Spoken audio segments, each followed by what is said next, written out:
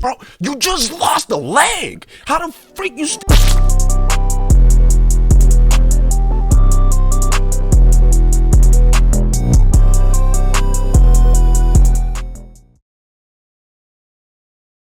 Big J, you're on fire.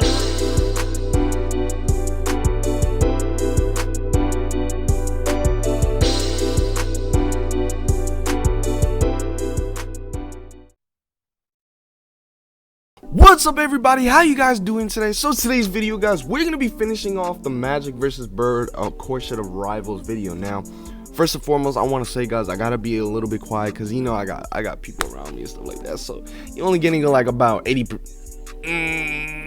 probably like 70% energy flame. You understand what I'm saying? But yeah, we're gonna be finishing out this video. We got a lot more Larry Bird videos to check out. So if you guys want me to check out any other Larry Bird videos or just any videos in general, you let me know in the comment section below, and I'm gonna try my best to get to them as soon as possible. Because if you guys don't know, I'm putting your guys' suggestions on my notes for later, so that way I have like a whole list on like videos I could check out. That's how I know like what videos to do, because of y'all. So help me out, help me help you. You understand what I'm saying? But yeah, we're gonna be finishing off this video. If you guys are new to the channel, feel free to hit the subscribe button for me. We are on the road to 8K subscribers, ladies and gentlemen. Not 8K, fuck man, fuck, 9K, my bad. We on the road to 9K subscribers. My bad, ladies and gentlemen. We're on the Let me begin this video. I'm over here stuttering, bro. You guys already know what time it is, bro. I'm over here stuttering, bro. It's too damn fucking late for this, man. But in the '85 finals, Magic changed the script. Over 6 grueling games, he masterfully controlled the pace with all-around brilliance. He has a triple-double again. Behind their point guard, so how often did Magic get a triple-double? Knocked out the Celtics, winning the clinching game in the Boston Garden. 3 in 6 years, LA comes to Boston and wins the world title. Damn. Redemption for one Magic Johnson. It's a long year last year to wait for this moment right now. Magic had evened the score with Bird on the NBA floor. Moment right now. Redemption for one Magic Johnson. It's a long year last year to wait for this moment right now. You know who Magic Johnson actually sound like, guys? Like, no BS. He sounds like Denzel Washington. That's who it is. Now I think about it, that's who he sounds like. Now, Magic had evened the score with Bird on the NBA floor, but the significance of their rivalry and their relationship was still just taking hold. Really? You crazy. I said, you're crazy. I'm not shooting no commercial with Larry. So I said, okay, what, we're gonna shoot it in LA? Wow. I would never went to LA to film it. Well, where are we gonna shoot it?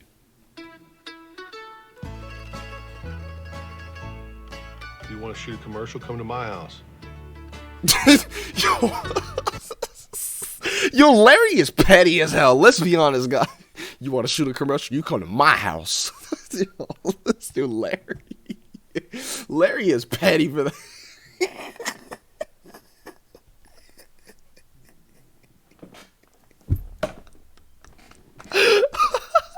I'm sorry, guys. I'm sorry, bro. Larry is petty for that, bro. I was like, oh no. Oh man, bro. One stoplight. And I thought Lansing was small. I think the plan was, I'm gonna go here, I'm gonna do what I'm supposed to do, and I'm trying to get up out of here. My plan was that. But that was not Even after that's Congress not what had happened though. convinced Huh? Magic and Bird to film a sneaker ad together in the summer of '85, a question remained. How would the two hated rivals on the court get along off of it? I don't know how he's gonna react. I don't know how I'm gonna react. We didn't even shake hands, so how are we gonna do a commercial together? But you gotta realize too, guys, that there's NBA players that takes the game serious, and on the court they're enemies, but off the court they're best friends. There was a couple of NBA players that was like that actually. I can't name them on the top of my head, but there's a couple that's like that. They're enemies on the court, but off the court they're friends. Because you know, once you on the court, you gotta show out for your team. You're basically playing for your job. So you're gonna have to try your best no matter who you're going against, even if it's your best friend, you know? The ad was to be filmed at the home Bird had built for his mom. It featured a full-length basketball court, the day's first location. So they say, okay, you're playing one-on-one, and I'm looking at Larry, and he's looking at me like, is this real? Are we playing? My bad, guys. It's just I got it cut, bro, and I cannot stop looking at my hair. My bad. I'm looking at Larry, and he's looking at me like, is this real? Are we playing? Because, you know, this is Magic and Bird. I could just hear Larry, you know, starting in on, well, you bring it to the basket, and I'm going to send it 30 rows up. So the guy was like, no, not like that.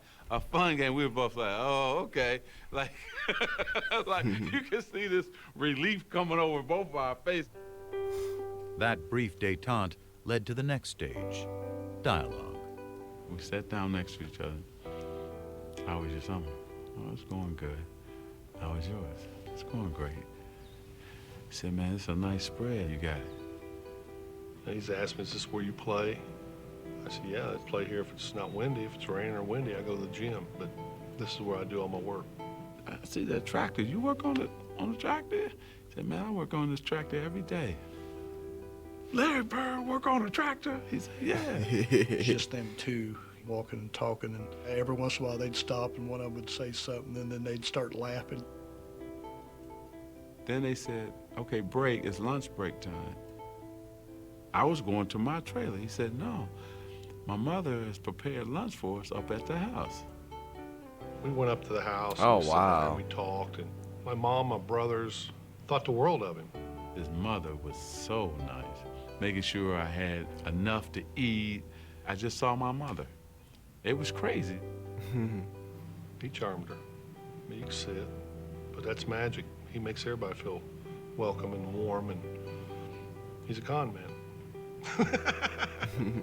You know, I like that, guys, because like I said, during this time, you know, racial discrimination was still going on, but Larry and Bird, they didn't care about that, you know, and to be frank with you guys, I have best friends that are literally, like, dark-skinned, you know what I mean, and I don't have a problem with what race you are. I don't have a problem with that. It's just, if you come at me with a fucked up personality, then yeah, I ain't gonna respect you. You know, but when it comes to race, that I feel like that's just irrelevant. We're all humans at the end of the day, so it's like, why even care who you like or who you don't like? We're all humans at the end of the day, if you really think about it. Like, come on, man. We all share this earth as one, not as like a freaking club or a team or like we're all divided. You know what I mean? And while Magic charmed Georgia that's what we have Bird, to realize. it was someone else who intrigued her son. He met Irvin at lunch. Irvin is a good dude. I like Irvin a lot better than Magic. I was just so happy to finally be Irvin with him, because Magic was like, I don't know if I want to get to know this guy. But Irvin got a chance to talk about family, how he grew up. We just became two relaxed guys, just talking. That day was great. It was a great day. Beautiful day. Still, for Bird, ever the competitor, that's all it was, just one day. Magic thinks the next year, okay, well, now we're great friends, so, you know, after the game, we're going to go out, we're going to have a beer, and Larry's like, no, you're right. I know you better. You're a good guy, but I still don't want anything to do with you. He's a happy-go-lucky Damn. guy. If me and him got to be really good friends, go out on the court, he could still play the same game. I couldn't. I mean, that's just the way it is. But when the ad hit the airwaves, for others, the perception changed. I saw those limousines going through the cornfields, and I said, no. They didn't sell themselves out. I heard Converse made a pair of Bird shoes for last year's MVP. Yep. But they made a pair of Magic shoes for this year's MVP. Okay, Magic, show me what you got. Oh, this is really a business. Yeah. Bird shoe. The Bird shoe? And maybe That's what where they the named business it for thing real? started to get bigger and began to trump who they both really were. It polarized the whole idea of lunch buckets. Yo, this is a bad influence. Can you see the dumb idiots that look at this, bro? They're gonna be like, "Whoa, I can use this as a weapon, bro." Pulling up to a store, all you see is man hurts woman with a shoe.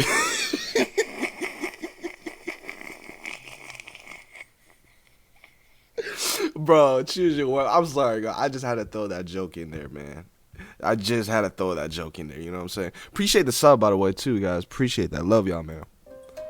It polarized the whole idea of lunch bucket versus Hollywood, white versus black. Just cemented all the differences between them. Kids weren't wearing black gym shoes because they didn't want to be associated with the Larry Bird camp. You wore your white Converse. The basketball. That's what I'm saying. Like, Larry Bird and Magic Johnson, they ain't let, like, these racial problems define them who they are. Or, like, the personas or the way. You know what I mean? Because back then it was rough, though, guys. Rivals it had was. morphed into cultural warriors.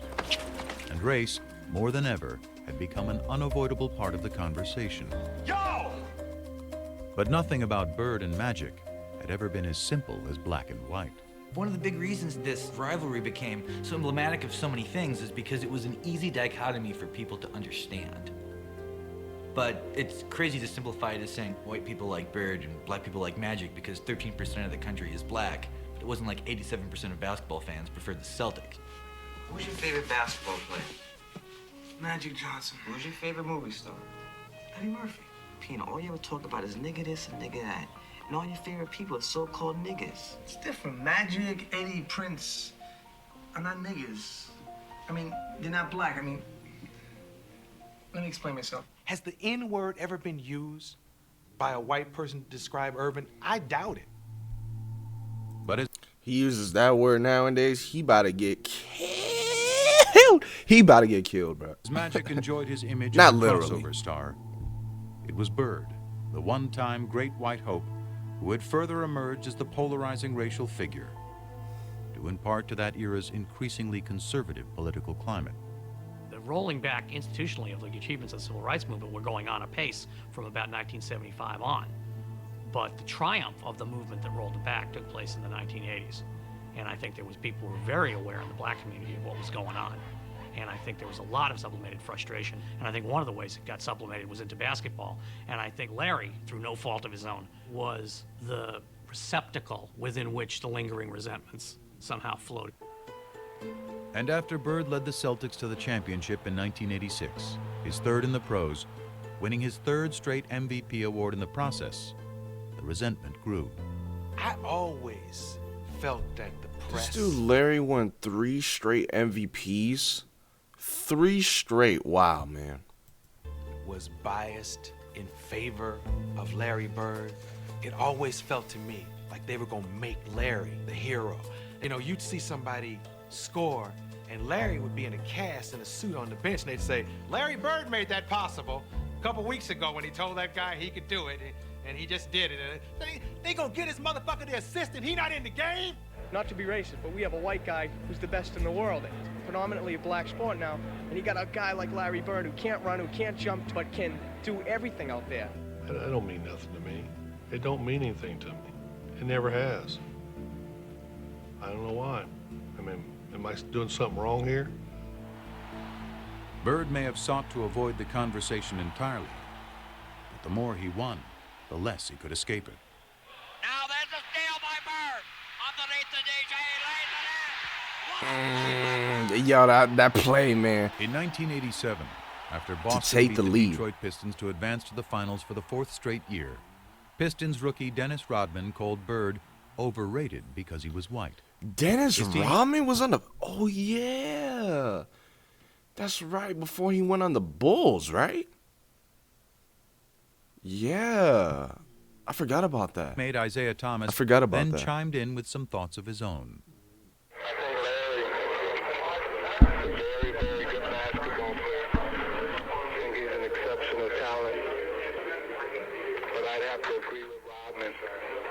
If he was black, he'd be just another good guy.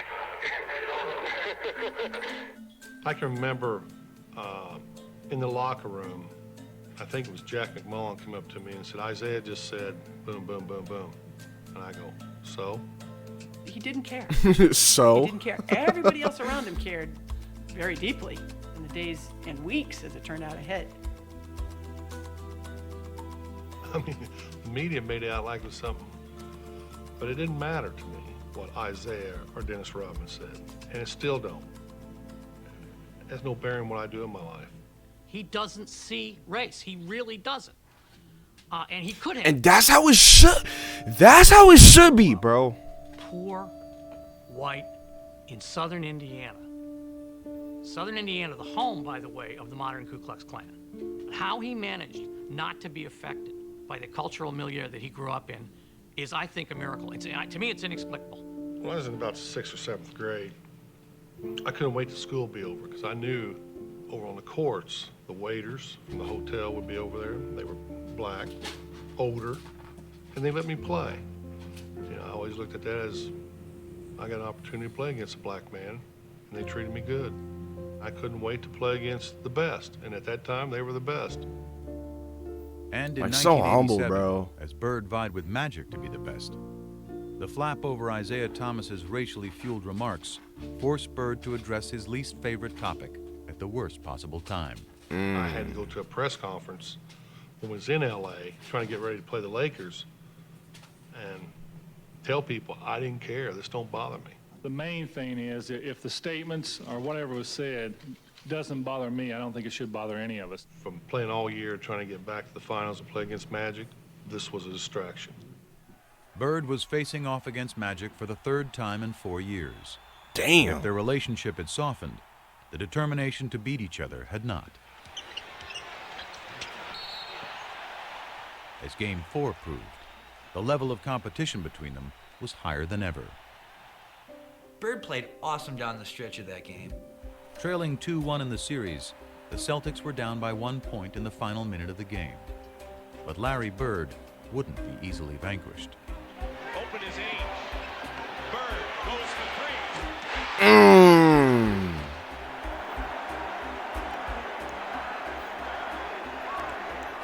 You know, Larry Bird, that's why he got a lot of respect in my book, because he don't care, bro. Like, this dude, he just, all he worried about is just winning. Like, he's a team player. He's just worried about winning, and that's it, man. Like, he don't let nothing affect him. He don't let the outside noise define who he is. He just goes there, works, play ball, and that's it. With 7 seconds left, though, And the he's humble on Lakers top still of that. had life. 3 years earlier in the '84 finals, Magic had flubbed a similar situation. But this was a different Magic, one with a whole new bag of tricks. My man switched to Kareem, and Kevin McHale jumped out to me. As soon as I saw Kevin, I said, oh, I'm taking him. You know, Magic puts it on the floor, a couple head and shoulder fakes, and he raised up in the air. The sky There hook. was nobody that was going to get that shot. Yup, the sky hook, yup.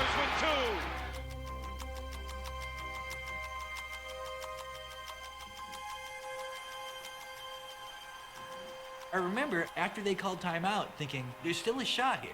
Celtics may still win this game. Well, they set up a great play. Bird walked Worthy all the way up, forced the denial all the way up. We've done it before. Clear everybody out, go to the ball, and break to the corner. He caught it here, and as he caught it, all he had to do was turn. And just turn, and he just Shoot. let this thing go. Bird fires it. Got a wide open look, couldn't believe it. And I'm standing right there. It is straight as an arrow. Dead on. But you see that's a good miss. Because any other day he's making that bucket. Because it was right on line. He looked at me like, how did you ever leave me that wide open? You gotta be kidding me.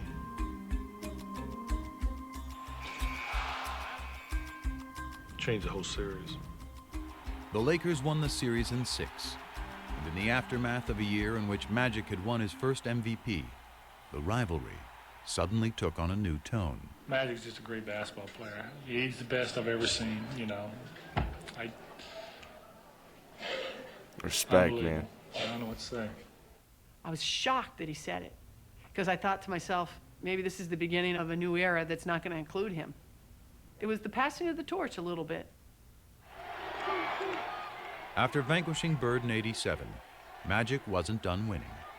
The following year, he squared off in the finals against his good friend Isaiah Thomas and the Pistons. The Lakers wasn't, I mean, not the fucking Lakers. The leading Celtics him wasn't to become there? the NBA's first repeat champions in 2 decades. Damn, bro. By the dawn of the 90s, he'd won 5 titles, played in 8 finals, and equaled Bird's MVP tally of 3. Wow. But the more Magic won, the less Irvin seemed to be around to reap the spoils. Once I tasted the champagne and the championship, I wanted more of that and more of that. So Magic kept growing because we were successful. And the persona and all of that came with that. The Prince of L.A. was now the king. And in Hollywood, being royalty had its perks. What was Irvin Johnson's vibe? Had his perks, huh?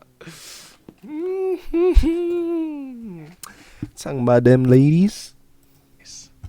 Now, you know, my publicist wants me to say winning. But women loved Irvin. Back then, before voicemail, Damn. these mail slots in the hotels where you leave your key. And when we get into a town, Irvin's mail slot would be so packed, and it would be just Susan and a phone number, Linda and a phone number, Joyce and a phone number. I mean, that was every city, every time. Dang. Hey, this is the real definition, bro. I gotta believe my elders. I have to believe my elders. This is the real definition of when you become successful. You know, like you ever heard when I don't know if you ever heard the saying, but I was taught, like, don't be focused on a girl, like, right now. Like, worry about yourself, worry about your career, worry about your future. And once you figured out what you want to do in your life, or like you figured out your future, then that will come later on with it, with the success. This is the exact definition of that, bro. I was on top of my game as Magic, so I needed all that around me at that time. The women, the this, the that, Hollywood.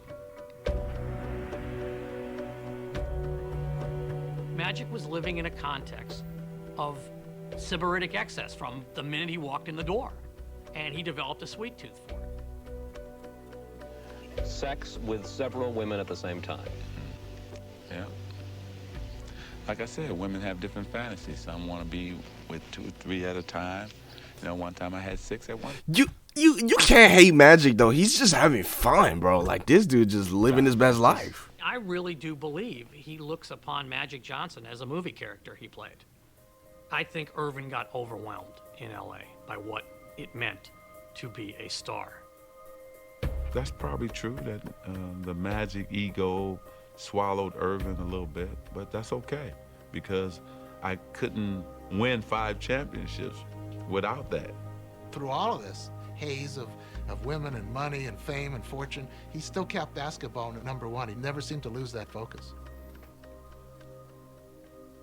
Larry had 2 Bird, jobs man. in his last 7 years of playing. It was playing basketball, and then it was him being committed to taking care of his back. He had first heard it in 1985, building the driveway at his mom's house back in French Lick. Larry decided. Imagine if Larry didn't mess up his back, man. He probably would have went on for like another 6 more years. 5, building the driveway at his mom's house back in French Lick. Larry decides to do it himself. This is Larry Bird, the superstar, out there breaking his back, literally shoveling gravel. And that was the beginning of a process. I would see him on TV laying down, and sad, man. And then they told me that he had to lay down on planes, different things like that. And I was like, wow. As Magic soared through the prime of his career, Bird was breaking down. His deteriorating back and punishing style of play proving an excruciating mix. From 88 to 92, Sad, man. it was painful to watch. It was painful to cover. Larry is quite ornery when he's not feeling well, which means he was ornery for those next 4 years. He could manage the pain in a way that very few people can do. There'd be days he could come in the office and he couldn't stand up straight. But even after 2 ruptured Achilles tendons and surgery on his back in 1991, Bird kept going to work. product of a lesson learned many years before, seeing the swollen ankle of a man long since gone. Well, we don't know if it broke or not, but it looked broke to me. Had to go to work and he had to get his boot on, and it took everything I had to help him get that boot on his foot. And he stood up limping, and he says, well, I'll see you this weekend, because he was working construction at the time. And I was pretty amazed. Larry can lose a leg for all I care, and this dude is still playing basketball. Like, bro, you just lost a leg. How the freak you still playing basketball, bro? Amazed how he can fight. That's what makes him great, bro. He fights through it, man. At the time, and I was pretty amazed how he can fight through that all week, then come home on the weekend, and it was black and swollen, and he'd sit around on the weekend and put that boot on and go again. If you get paid to go to work, you got to go to work. It was a situation that he was seeing almost daily. He had. If you get paid to go to work, you got to go to. Damn. Damn, bruh. Yeah, that's deep. That's deep. Lost the structural stability in his spine. So it would slip into abnormal positions to try and lock itself to get an artificial stability. That's like getting your finger stuck in a door and somebody's still pushing on the door. So what we had to do was unlock his spine, realign it, do techniques that would hold that for 4 hours, 6 hours, that type of thing, and then he'd go play basketball.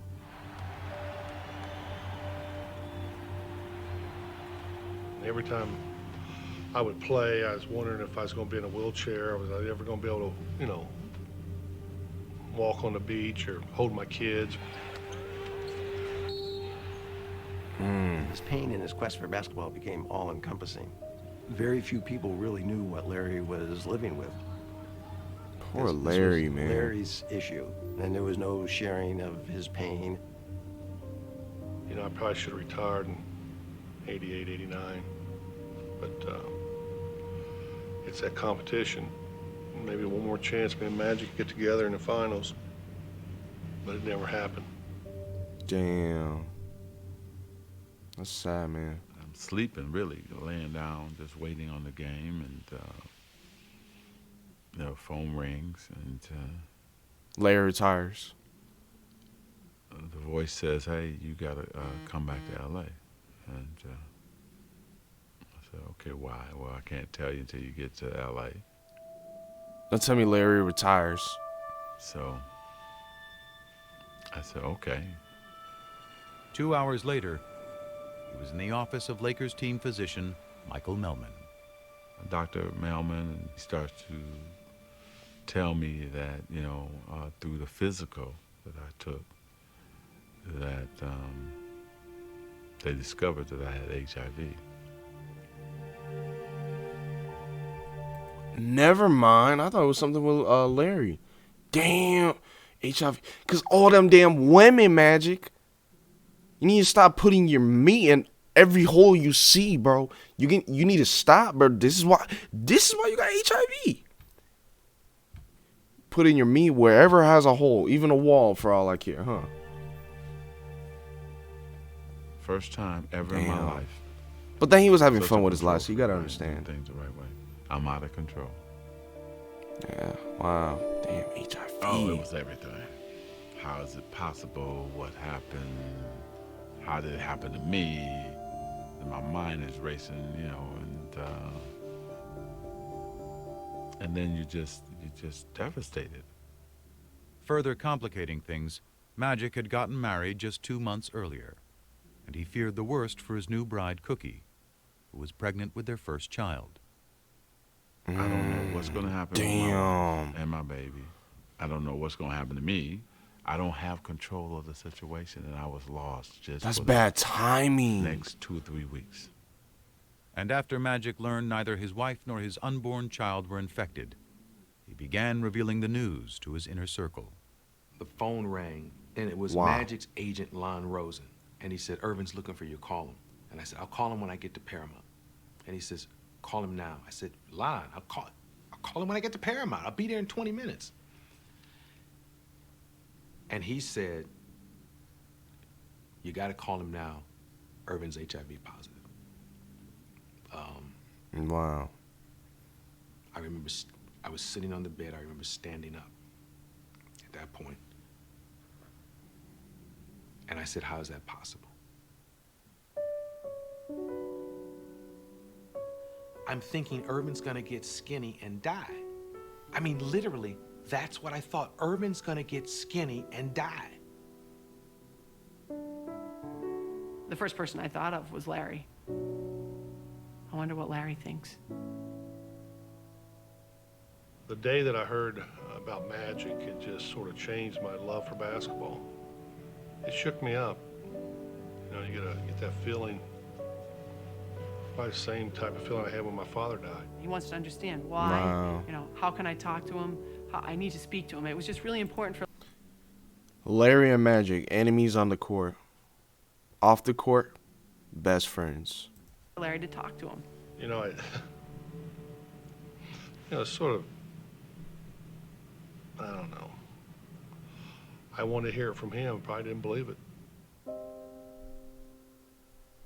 Calls me and we're talking. You know, it's just, how you doing? I heard about it. And you can almost hear both of us with some tears in our eyes. And I'm choked up because he did call me. And, you know, sad, man. When something happens,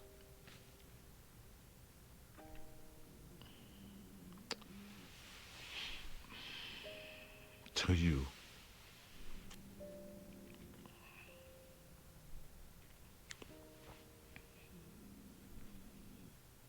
and then you find out who really your friends are and people who really care about you.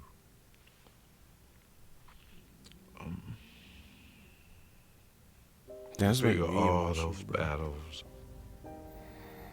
all those things we had to go through as warriors, as competitors, and as men. And here this man says, hey, you know what, man, you're okay. And so that was the greatest moment for me too, you know, to have him check on me and to make sure I was okay. First of all, let me say good late afternoon. Because of the HIV virus that I have attained, I will have to retire from the Lakers today. It's the only press conference I've ever been in where I've seen reporters cry. I mean, we thought this guy was in total denial.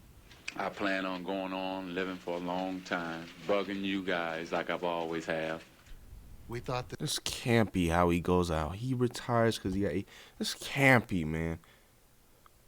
Health is everything, yes, but nah, man.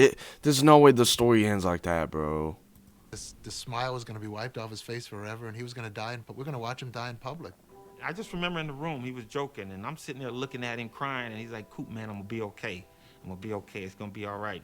I am going to go on, I'm going to beat it, and I'm going to have fun. Sure, come on. You're going to beat this? And to him, it was a contest. Larry Bird and Magic Johnson, AIDS and Magic Johnson, it's same thing. It's just a different game, different rules, but I'm still going to win. He wasn't planning on going nowhere. Urban was planning that day to find the right medicine, to eat right, get rest, and live forever. That's what he was planning. Thank you again, and I'll see you soon. But his Magic put up a positive public face. His nemesis, still out of sorts, shed the mask he had hidden behind for years. He was visibly like, wow, how could that happen? You know, it really set him back. Probably the two toughest days I've had since my father passed away, and I've been very depressed and sort of been out of it. I listened to him talk in this press conference about how devastated he was. Damn, I remember thinking to Larry myself, depressed. you know, goddamn, Larry found Irvin. You know, just out of the blue, something like that happening. It's just, I've never had, other than one other instance, and I was hoping I'd never see that again, because I remember how I felt weeks after that. And yesterday was just a sad day. Poor And at his Larry, game man. that night, Bird was forced to confront pain he couldn't so easily play through. didn't want to be there that night. First time ever. And really last. I remember we played in Atlanta. Had no feel for the game, you know. This wasn't a good time to be out there. Damn. Never had that before. That night he threw a pass. I'll never forget it. He threw a half-court pass behind his back for a layup. And if you blurred your eyes, you squinted your eyes, it looked like magic. And it was Larry saying goodbye. You know, I mean, this competition thing is amazing. What it does to you. What you put your body through and what you do and what you say and how you feel. And knowing that he's not there wouldn't feel right. I think it's all them years. Man, that's a lot of, man, bro. This is like, man, it is deep, man. You know, it just shows you your best friends, your worst enemies can become your best friends, man. Like, Larry's enemy was Magic Johnson on the court, and it's just, man, bro, it's, you know, sometimes in life, guys, you be surprised at who you become close with. You don't expect to become close with some of the people that you're with right now. It just happens. That's just how life is. Like, you know, my guy Kev, you know, shout out my boy King Kev, man. I love you, dude. Much respect to you. You know, keep doing your thing, and yeah, man, you got a bright future ahead of yourself. But me and him, I mean, we go back like about 9 years.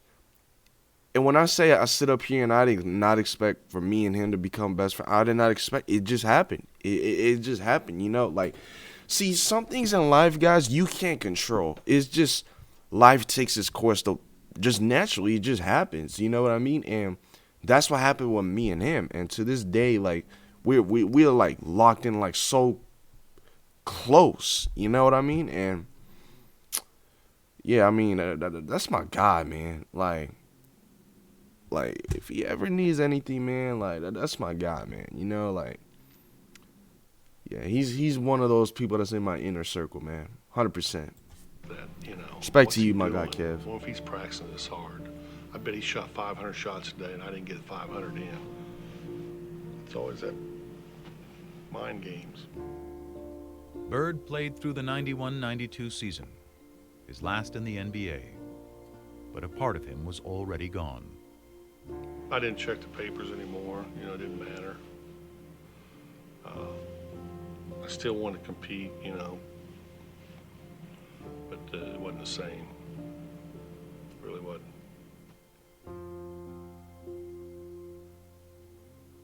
With the exception of that year when he was called Tragic Johnson, because on the basketball court, things didn't shake down properly, this is the first time I'm hearing ignorance, hatred, vicious, nasty things.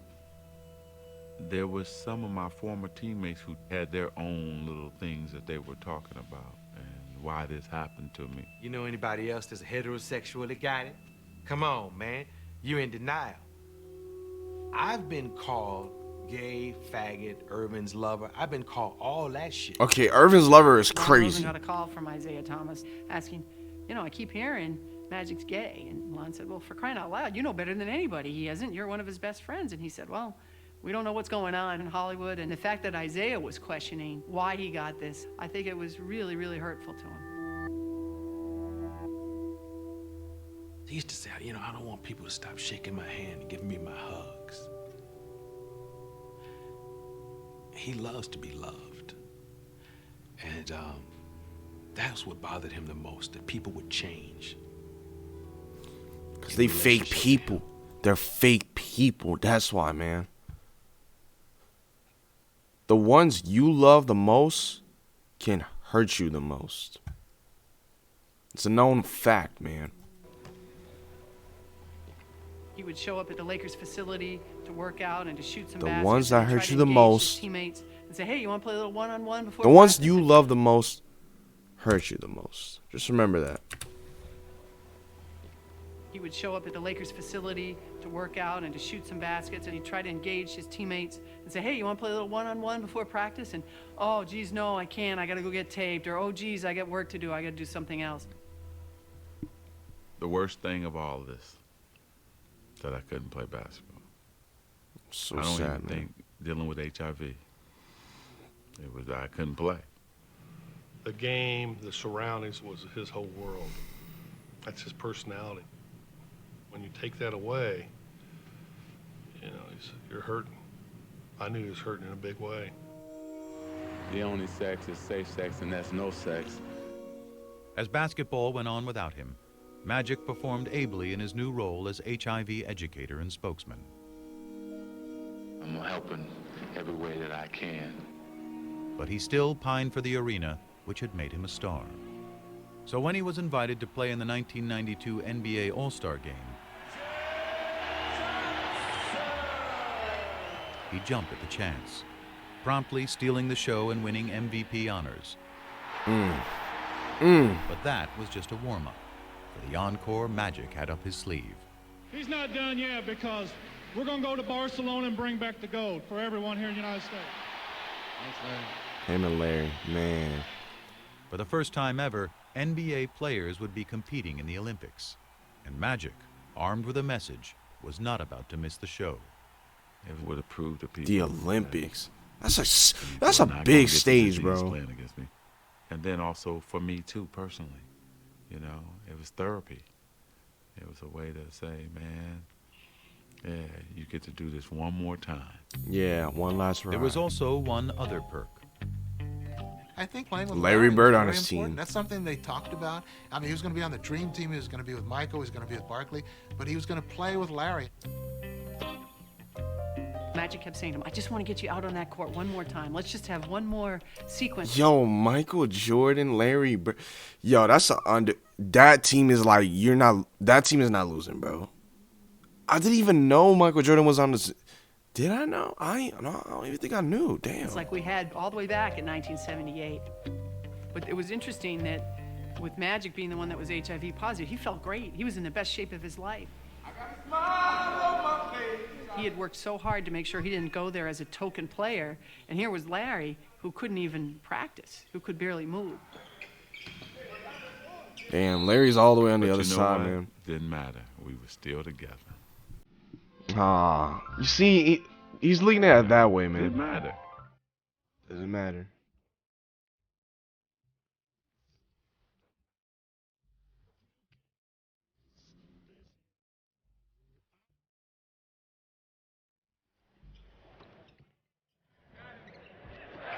And when he got his opportunity, he switched a few. Damn, he shot out of my. He said, Larry. And who's taking the last shot with the game on the line? I got my opportunity. I still was Magic. Still was Magic. Still got it, baby. Ooh! Yo, that fake is nice. Look at this. Ooh, that fake is nice, bro. 14 years after they'd first crossed paths, the smiling kid from Lansing and the shy boy from French Lick were happily back together in Barcelona. But it took just one glance outside their hotel's front door each morning for them to see that as far as they had come, they were as far apart as ever. The only way you walk out that door if you wanted attention. But I asked this guy, I know, how can you get around this? There's got to be a way. Lo and behold, there was a side door. You can go wherever you want. I was going to tell him about it, but seeing that smile on his face, the closer you got to that front door, come on. He didn't want no side door, you know Irvin. You go right in the middle of them. Turn the long way, sweetheart. There you go. I'm going out the front because that's who I am. I don't go out the back. I don't go out the side. That's not me. If you want to go somewhere in a hurry, there's a door that leads you there, and I found it. I respected him for that. And so, hell, I would try to find a side door for him. and we never tried to change each other. That's what made this relationship great. They understood each other. That's what it was. They understood each other, One of man. my pet peeves always is when people say, oh, Michael Jordan saved the NBA. Bullshit. Bullshit. Magic and Larry saved the NBA. That's who saved the NBA. Magic and Larry. Magic. Fair. Yeah, because the NBA was going a downward spiral before these two. Yeah, that's a fact. Jordan, let's be honest, Jordan just enhanced what was already left behind by Bird and Johnson. Is that true? Am I being honest? Let's be real, guys. Is that a fact? Jordan just basically enhanced what was left behind by Bird and Johnson, which fueled all this viewership and all this stuff because it was left behind by Bird and Johnson. Is that a fair point? And Larry, Bird and Magic. I feel like it's a fair point, though. To the millions who once watched them, now more than ever, they are inseparable. A pair of athletes thrown together by the cosmos to compete. A pair of men who discovered a bond in the midst of that competition. Decades removed from the height of their rivalry, their bond Nice endured. pass, bro. Two impossibly different men with a connection only they can fully grasp. It's almost like a private little club, and only the two of them are in it. And every once in a while, they need to show up to have a reunion and pay their dues to each other. But they don't need the day-to-day contact that most friends need. It's just not that kind of relationship. I love that. I love that because that's exactly how my inner circle is. Like, I don't have to talk to my peoples every day, and they know that. They know that they got their own lives. They know that I got my own lives. They know that, like, we can be busy from time to time, so we don't talk every day. But the times that we do talk, it would be like we never left. And I love that, man, because I feel like that's just real energy. You know, like that's not that off type energy. Is like genuine. You know what I mean? Because if you're a genuine person and you're a real person, you don't care how long you take. You just know the day you see that person, it's gonna be like you guys like you guys never left, man. That's real, man, and I love that. This good feeling when I know I'm gonna see him because he makes you feel good. You know, he really does. He's unbelievable. He's very private, but if he's your friend, man, you got a friend for life. Yeah, friend for life, man. And Larry Bird is a straight shooter. He'll tell you when he don't like you. That's one thing I wish I could have from it, that he has that I don't have. I wish I had that. I mean, he walked in here, this whole room would change, and maybe that's what I always wanted to be, but I just couldn't.